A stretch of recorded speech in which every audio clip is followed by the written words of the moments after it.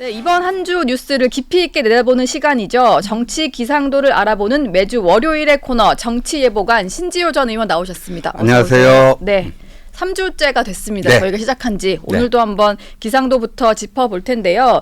이번 주도 상당히 일이 많습니다. 당장 내일 9월 19일이죠. 문재인 전 대통령이 서울 여의도에서 열리는 9.19 공동선언 기념행사에 참석을 한다고 하고요.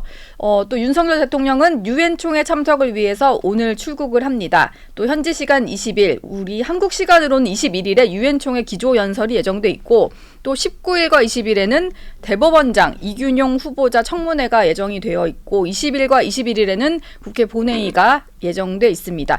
예보관의 총평부터 듣고 가겠습니다. 일정이 한 주 동안 빡빡한 것 같은데요. 한 줄 총평. 네. 예, 이번 주가 그냥 뭐 다사다난한 그런 예.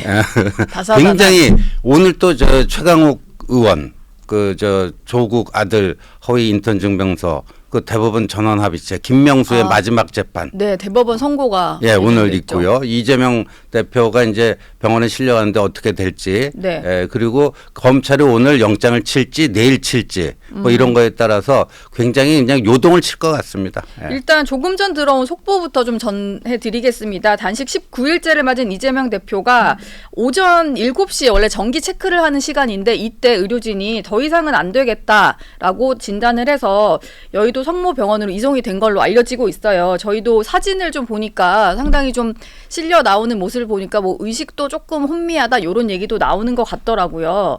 어떻게 보셨습니까? 결국 이렇게 병원으로 옮겨졌는데. 그러니까 이게 본인 동의하에서 병원으로 이송된 건지 아니면 강제 입원을 시킨 건지. 그러니까 민주당 내에서 벌써 이제 강제 입원의 필요성을 주장하는 사람들도 있었잖아요. 근데 선망 증세가 좀 나타났다. 그러니까 정신이 또렷하지는 않은데 그래도 본인이 그 어느 정도 동의를 했기 때문에 병원에 간 게 아닌가 이렇게 보여지는데 제가 봐서는요 이재명 대표가 단식을 중단하지는 않을 것 같아요. 왜냐하면 옮겨졌지만 중단은 아니다. 그리고 과거에도 보면 병원에 갔다 와서 다시 단식을 계속하는 케이스들이 있었거든요. 네. 그러니까 아마도 그렇게 하지 않겠는가.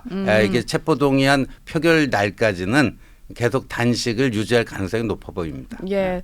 앞서 이번 주 일정을 좀 살펴본 대로 내일 문재인 전 대통령이 서울에서 9.19 공동선언 관련한 행사에 참석을 합니다. 일단은 문 전 대통령이 전화통화상으로 중단을 좀 만류하기도 했었고 걱정하는 모습을 이제 노영민 전 비서실장 통해서 전하기도 했었는데 직접 뭔가 만남이 이루어지는 게 단식의 출구가 될 수 있다. 이런 얘기들도 좀 나오거든요. 그런데 저는 윤건영 의원이 이제 문재인 전 대통령의 뭐 복심이다 그러는데 며칠 전 한 라디오 방송에 출연해서 문재인 대통령이 가서 설득하더라도 이재명 대표가 단식을 중단할 것 같지 않다. 이렇게 전망을 했어요. 워낙 단식 강행에 대한 의지가 강하기 때문에 문 전 대통령이 간들 그렇게 되겠느냐 하면서 윤건영 의원은 해법으로 강제 입원시키는 것 말고는 없다. 강제 입원. 오늘 사실 저게 강제 입원의 어떤 그런 수순으로 보이기도 하는데요. 그래서 이제 병원에 언제까지 머물지는 모르겠는데 그럼 내일 이제 문재인 전 대통령 와서 뭐 병원에 있으면 병원으로 찾아가나 아니면 뭐 다시 단식으로 복귀하면은 뭐 하나 뭐 그런 것들이 좀 변수가 될 수 있을 텐데 문재인 전 대통령으로서도요.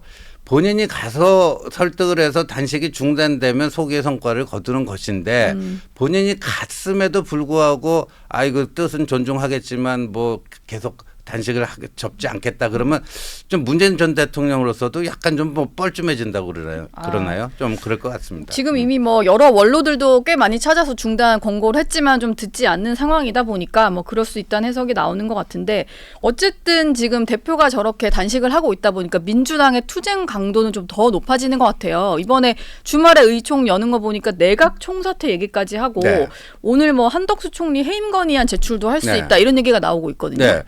그래서 저는 한덕수 국무총리 해임 건의안은 좀 뜬금없다. 누가 봐도 좀 뜬금없다. 이렇게 보여지는데 그럼 이걸 왜 할까? 표단속이라고 봐야잖아. 표단속. 그러니까 이거를 언제 이제 해임 건의안을 제출할지는 모르겠는데 만약 오늘 제출하게 되잖아요. 오늘 검찰이 영장을 치고 또 오늘 민주당이 총리 해임 건의안을 제출하면요. 같은 날 21일에 그 총리 해임 건의안도 표결하고 이재명 체포동의안도 표결하고 같은 날 그 표결이 들어갈 수가 있거든요. 네. 그러니까 총리 해임 건의안을 통해서 일종의 그 체포동의안에도 이제 영향을 미치는 표 단속용 아닌가. 그러니까 누가 봐도 뜬금없는데 네. 이걸 왜 이 타이밍에 꺼내는지 봤더니 그런 거 아닌가 싶어요. 알겠습니다. 이 대표가 일단은 병원으로 이송이 됐다 보니까 지금 당장은 아까 말씀하신 대로 만약에 체포동의안 표결이 이루어지려면 사전에 해야 되는 게 검찰이 영장을 먼저 청구를 네. 해야 되는데 아직까지도 검찰에 영장 청구가 없다 보니까 이게 지금 건강 상태 고려해서 시점 보는 거 아니냐, 뭐 오늘 할 거냐, 내일 할 거냐, 아니면 이번 주도 넘길 거냐, 뭐 얘기들이 많이 나오는 것 같아요. 저는 어떻게 좀 정말. 오늘 아니면 내일이라고 보는데요. 네. 왜냐하면 오늘 영장을 치면은 21일 본회의에서 체포동의안 표결이 되고요.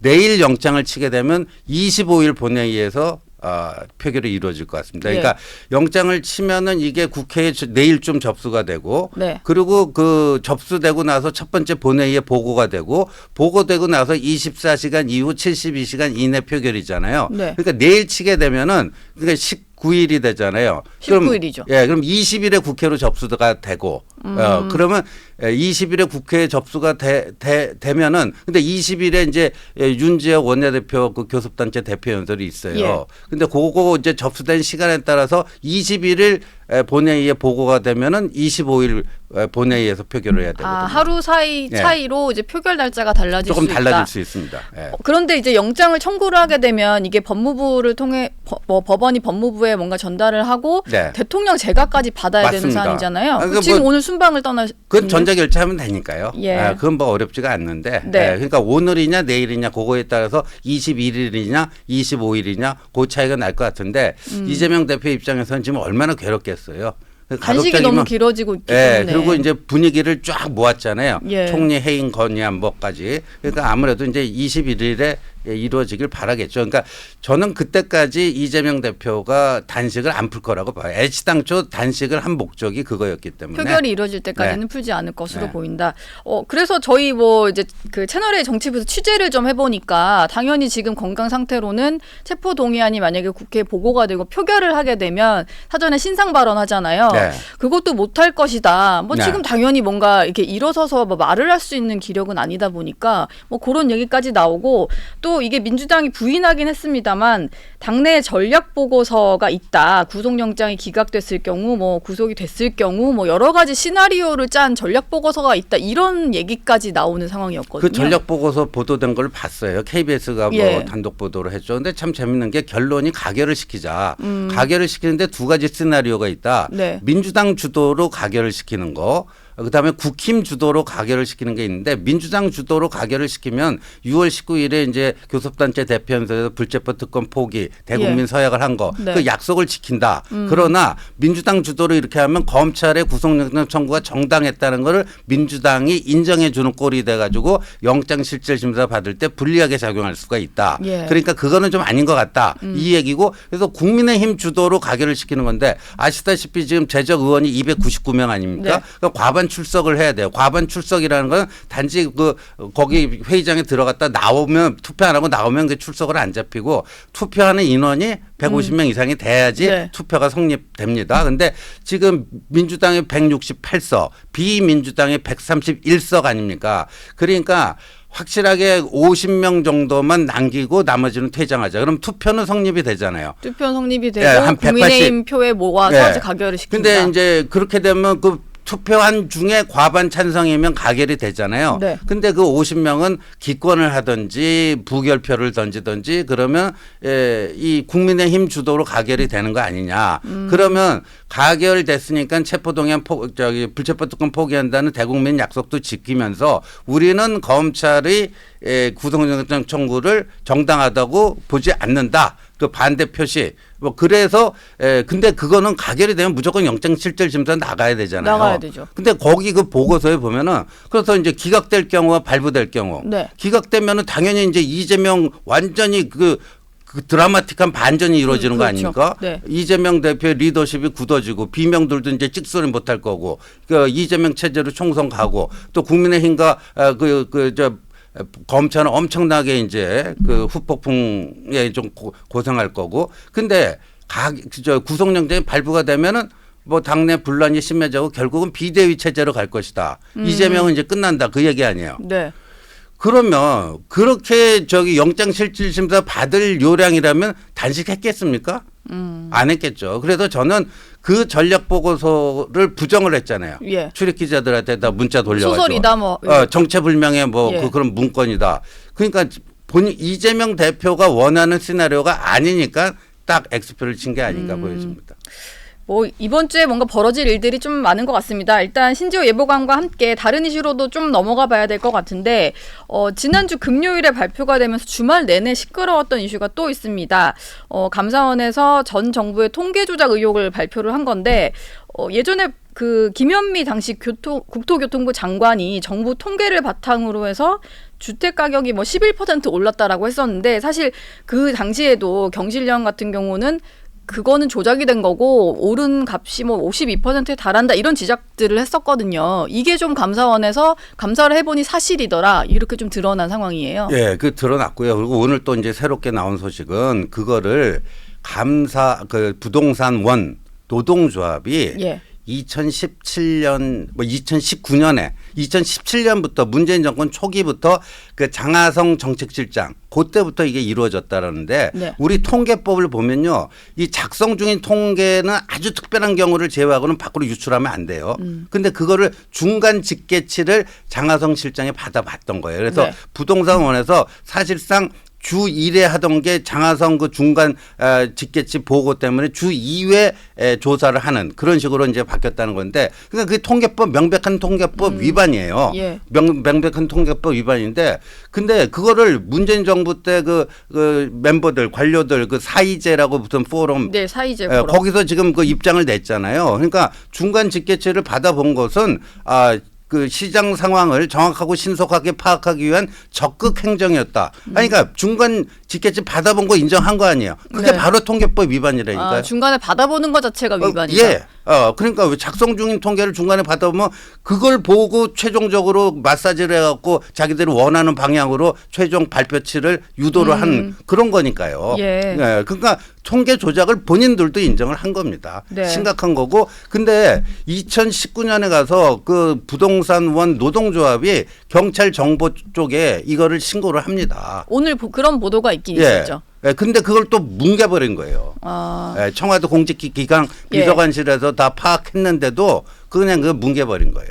당시에도 이미 이런 것들에 대해서 예. 문제 제기가 있었는데 있었다. 내부적으로 좀 묵살이 있었다. 뭐 그때 공직기강 비서관이 최강욱이죠. 그렇군요. 예. 보니까 지금 뭐 부동산 정책뿐만이 아니라 뭐 여러 가지 소득 통계도 있고 고용 지표 같은 것도 뭐 했다. 그래서 대통령실에서는 어제 이런 표현까지 쓰더라고요. 이게 주식회사 문재인 정권의 회계 조작 사건이다. 이게 이제 단순히 뭐 지난 정부에서 약간의 좀 정책에 있어서 자기네들의 좀 방향을 끌고 가기 위해서 했다기보다는 이것 때문에 벌어진 여러 가지 피해가 많다. 이렇게 지금 보고 있는 거죠. 그렇죠. 그러니까 예를 들어서 기업에서 분식 회계를 하게 되면 예. 아주 중죄로 다스리지 않습니까? 네. 이거는 그냥 그 기망을 한 거 아니에요. 그러니까 부실을 덮기 위해서 이렇게 분식을 하거나 이런 경우가 많잖아요. 그러니까 불량 회사를 우량 기업인 것처럼 이렇게 포장을 바꿔갖고 대외적으로 공표를 하는 거 아닙니까? 네. 그 엄청난 범죄 행위죠. 근데 그 일개 기업도 그런 엄청난 범죄 행위인데 국가가 그런다? 이게요. 세계적으로 봐도 북한은 지금 통계 안 내잖아요. 못 내는 거죠. 못 내는 그리고 거죠. 예를 들어 중국이나 러시아의 통계를 얼마나 믿습니까? 안 믿어요. 예. 예. 그리고 과거에도 보면 이제 그리스가 그 나중에 이제 뭐 IMF 뭐 구제 금융도 받고 그렇습니다만 네. 그리스가 EU 가입할 때 낸 통계치가 나중에 조사해 보니까 다 이게 거짓으로 조작된 걸로 드러났어요. 그러니까 그런 통계 조작하는 나라는 크게 두 가지입니다. 후진국이던가 아니면 독재국가던가 둘 중에 하나인데 그 대한민국이 그런 선진국에 진입했다 하면서 그런 일이 일어난 거니까. 이게 국제 신인도도 좀 떨어지는 일이다. 뭐 저는요 이렇게까지. 이것 때문에 우리가 예. 저기 이제 세계 3대 신용평가회사 있잖아요. 스탠더드 앤 푸어스 뭐 무디스 이런 데서 우리나라 국가 신인도가 한 등급 내려갈 수도 있는 사안이라고 봅니다.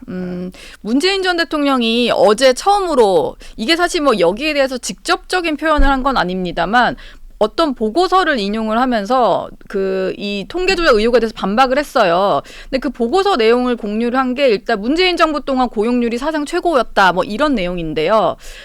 지금 페북 글을 저희가 좀 보여드리고 있습니다. 문재인 전 대통령이 어제 올린 글이고, 근데 이 보고서를 쓴 한국노동사회연구소 김유선 이사장이 저는 그냥 이게 그냥 일용할 만한 보고서인가 했는데 보니까 문재인 정부에서 소득주도 성장특위 위원장을 지낸 분이더라고요. 그러니까요. 사실 그 정책을 같이 개발했던 사람이 네. 쓴 것을 인용하면서 반박을 한 건데 여기에 대해서는 어떻게 보십니까? 그러니까 그거는 김유선이란 분이 그런 소주성 아주 골수 소주성 예찬론자고요. 그리고 뭐 민노총 무슨 정책국장도 하고 민노총 이력까지 예, 있으니까. 뭐 그런 이력이고 이 연구소 있잖아요. 한국 노동사회 연구소 네. 거기가 그냥 노동운동의 싱크탱크를 표방하고 있어요. 그러니까 보통 우리가 노사관계를 다룰 때는 중립적 객관적으로 어느 한편에 치우치지 않고 뭐 해야 되는데 이 연구소 자체가 노동자들을 위한 노동자 편에서는 연구소다. 네. 이게 결론부터 정해놓고 하는 연구소고 더군다나 이 이사장이라는 이 인물이 그런 소주성 예찬론자였고 그러니까 거기서 낸 데이터를 가지고 반박하는 것은 뭐 좀 그렇죠. 감사원이 일단 수사 의뢰를 하면서 전 정부 이제 대통령실 그 당시 청와대에 있었던 고위 인사들까지도 다 수사 의뢰 대상에 포함을 시켰는데 이게 문재인 전 대통령으로 향할 거다 이런 뭐 추측들은 누구나 좀 할 수 있을 것 같아요. 실제로 좀 그렇게까지 이어질 거라고 전망하십니까? 지금 수사 의뢰된 사람들 보면 초대 정책실장이 장하성, 그 다음이 김상조, 그 다음이 또 김수현 뭐 이렇게 갔잖아요. 이 세 명이 다 수사 의뢰가 됐다면은 정책실장 주도로 만약에 됐다라면 정책실장이 바뀌면서 그러한 통계 조작 행위가 중단되거나 줄어들거나 뭐 했을 수가 있는데 그게 정책실장이 두 번이나 바뀌면서도 계속 유지가 됐다는 건 뭐겠어요? 윗선의 의지. 근데 청와대 정책실장 위는 누구죠? 대통령 말고 없어요. 그러니까 문재인 대통령에게 갈 수도 있지만 전직 대통령을 또 이렇게 하는 것은 또 고도의 어떤 또 판단이 있어야 되지 않을까 싶습니다. 그렇죠. 문재인 전 대통령이 어제 SNS 글도 올렸지만 최근에 보면 여러 가지 현안에 있어서 좀 목소리를 내는 것 같아요. 어제 뭐 이런 소식까지 저녁에 전해졌는데 그 양산에서 운영하고 있는 평산 책방에서 홍범도 장군과 관련된 책을 소개하는 행사를 했다. 뭐 한 책 3권 정도를 소개했다라고 하는데 일단 홍범도 장군 같은 경우는 문재인 정부에서 뭐 유해를 이렇게 모셔오기도 했고 하다 보니까 여기에 있어서는 특히 더 적극적인 목소리를 내는 것 같더라고요. 그러니까 그게 굉장히 이제 문재인 전 대통령으로서는 홍범도를 국군의 뿌리, 원래는 김원봉을 국군의 뿌리로 만들려고 했는데 그게 여의치 않으니까 이제 홍범도로 교체를 해서 국군의 뿌리로 만들려고 한 거고 그거는요 단순히 홍범도가 좋아서 그런 게 아니에요. 그 문재인 전 대통령 구상이 있었던 거예요. 남북 간에 그래도 화해를 하고 뭐 종전선언을 이끌어내고 등등 뭐 이런 거였어요. 그다음에 이제 우리 국군의 뿌리를 계속해서 10월 1일 국군의 날 날짜도 바꾸려고 그랬던 거 아닙니까? 그래서 최근에 이제 육사에서 그 홍범도 흉상 이전하는 문제는요. 일각에서는 그 홍범도 지우기라고 하는데 홍범도 지우기가 아니고 문재인 지우기예요. 문재인 지우기. 왜 문재인 대통령 시절에 2018 그때 그 3.1절에 그 홍범도 흉상을 거기다 설치한 거 아닙니까? 왜 설치를 했는가? 저희 아들이요. 그 문재인 정권 시기에 이제 군대에 있었거든요. 그래서 며칠 전에 그 얘기를 저한테 해주는데 군대에서 정훈 교육을 받는데요. 무슨 뭐 6.25 전쟁사 이런 거를 하는 게 아니라 항일 무장 투쟁한 거 그거를 정훈 그 교육 시간에 계속 하더라는 거예요. 그래서 자기 군대 동기들끼리 웃었대요. 예전군에서는 그걸 교육을 안 그렇죠. 받았어요. 당연히 우리 주적이 누구예요? 북한 아닙니까? 그럼 뭐 6.25 전쟁, 북한이 호시탄탄 뭐 핵 미사일 도발 어쩌고 저쩌고 이런 거를 정훈 교육하고 정신 무장을 시켜야 되는데 항일 무장 투쟁 이런 걸 하길래 야 이거를 일본을 주적으로 만들라는 거 아니냐? 군대 동기들끼리 그런 얘기 했다는 거예요. 그래서 그런 문재인의 일련의 작업 그거를 지우기 위한 흉상 이전이지 홍범도 그 자체에 대한 부정이 아닙니다.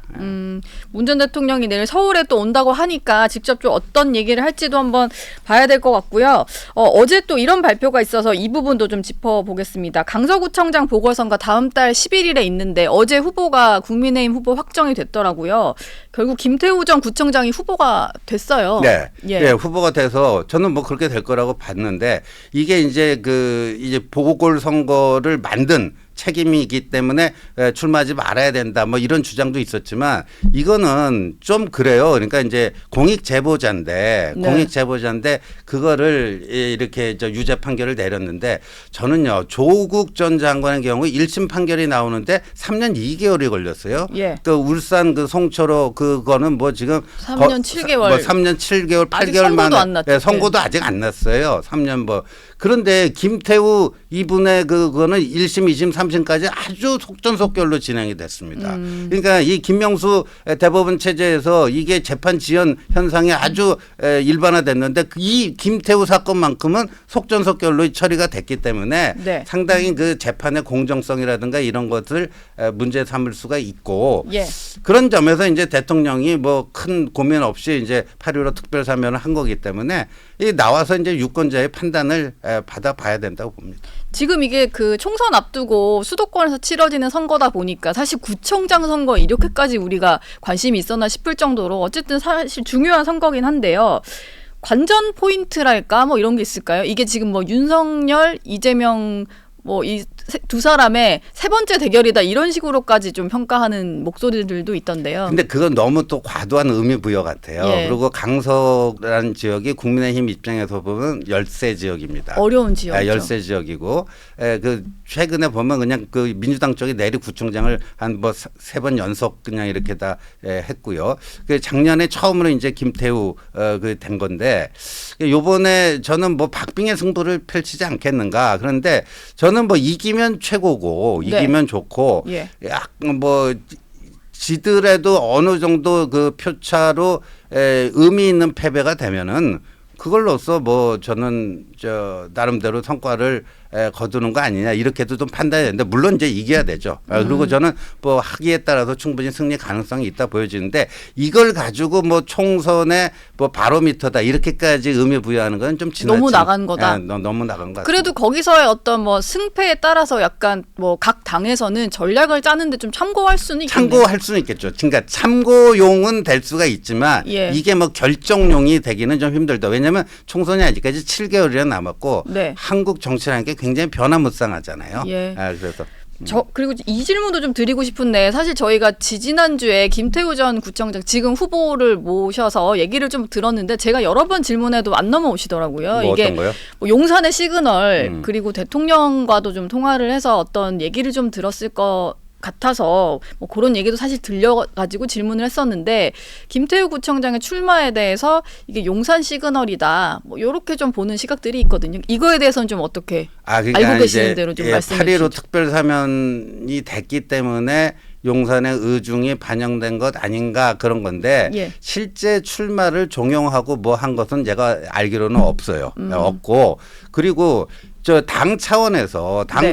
처음에는 이제 출마를 안 하는 쪽으로 이게 몰고 가려고 했는데 김태우 본인의 의지로 후보 등록도 강행하고 뭐 하면서 이제 당론이 바뀐 거 아닙니까? 바뀌었죠. 처음에는 그냥 후보 안 내는 쪽으로 네. 가다가 바뀐 거 아니에요. 예. 그러니까 그것만 보더라도 애시당초 용산의 시그널이었으면 당에서 그런 반응을 나타냈겠습니까? 아니었죠. 예. 네, 알겠습니다. 신지호 정치예보관과는 여기까지 듣고요. 다음 주 월요일에 다시 만나도록 하겠습니다. 고맙습니다. 네.